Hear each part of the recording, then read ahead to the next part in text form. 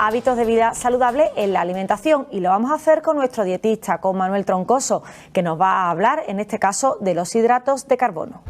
Los hidratos de carbono son el único macronutriente que no sería indispensable, es decir, podemos vivir sin consumir los hidratos de carbono, pero no la grasa y las proteínas. En el tema de los hidratos de carbono, lo que necesitamos es glucosa, pero la glucosa, en caso de no conseguirla a través de los hidratos de carbono, la podríamos conseguir a través de otros nutrientes por procesos como la gluconeogénesis.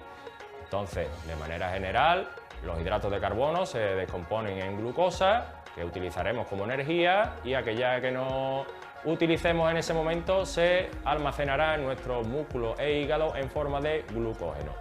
La función principal de los hidratos de carbono es proveer de energía a nuestro organismo, una fuente rápida de energía, y esa será su principal función. Es importante siempre recordar que cuando comemos alimentos al completo, es decir, que tienen más de un nutriente, no comemos nutrientes aislados, no comemos un alimento que solo tenga hidratos de carbono por lo general. La mayoría de las veces, a la hora de buscar una fuente de hidratos de carbono, pues también es importante que vengan acompañados de fibra, o en caso de que sea o tenga un contenido bajo en fibra, pues acompañarlo con otros alimentos que también contengan tanto fibra, proteínas o grasas de calidad. En cuanto a la clasificación de diferentes hidratos de carbono, de manera general los dividimos entre simples y complejos, diferenciándolos según la rapidez con la que liberen la energía, la podamos digerir y absorber. Los hidratos de carbono simples tendrán una rápida liberación y la absorberemos rápidamente, mientras que los hidratos de carbono complejos, en su mayoría, por tener otros compuestos, aunque también forman parte de los hidratos de carbono, como las fibras, tendrán una digestión más lenta. Esta velocidad de absorción se puede modificar acompañando la fuente de hidratos de carbono con otros nutrientes, ya sea la propia fibra, proteína o grasa. Entonces, en el caso de consumir hidratos de carbono simples, si los acompañamos con fibra, grasa o proteína, pues ralentizaremos su velocidad de absorción, algo bastante recomendable. En cuanto a las recomendaciones de ingesta de hidratos de carbono, pues siempre han existido porcentajes recomendados en torno al 45-55%, pero sería más preciso ajustar la cantidad que necesitamos en función de la actividad física que hagamos. También es muy importante la elección de hidratos de carbono de calidad, evitando aquellos refinados o, por ejemplo, los azúcares añadidos, ¿no?, que se añaden a los ultraprocesados.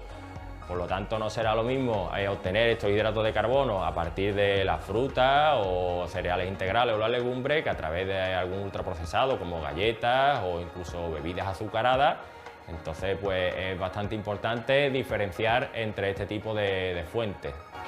A esto se le une un factor muy importante como es la falta de actividad física. Entonces tenemos de manera general una vida sedentaria que, unida al consumo de hidratos de carbono simple en elevadas cantidades, pues nos llevan a una ganancia de este peso. También hay que tener en cuenta que los hidratos de carbono no se suelen consumir solos o aislados, sino que muchos de ellos de mala calidad están presentes en productos tipo ultraprocesados, acompañados de grasas de mala calidad y otros aditivos que lo hacen también muy palatables.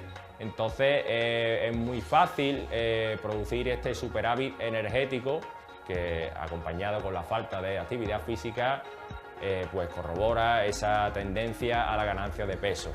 También otro factor que puede ser relacionado con la ganancia de peso en cuanto a los hidratos de carbono es que al ser una fuente de energía, aquella ingesta energética que no utilizamos se almacenará para ser utilizada más tarde como en forma de glucógeno, pero si tampoco es utilizada, con el paso del tiempo tendrá una facilidad para almacenarse como grasa.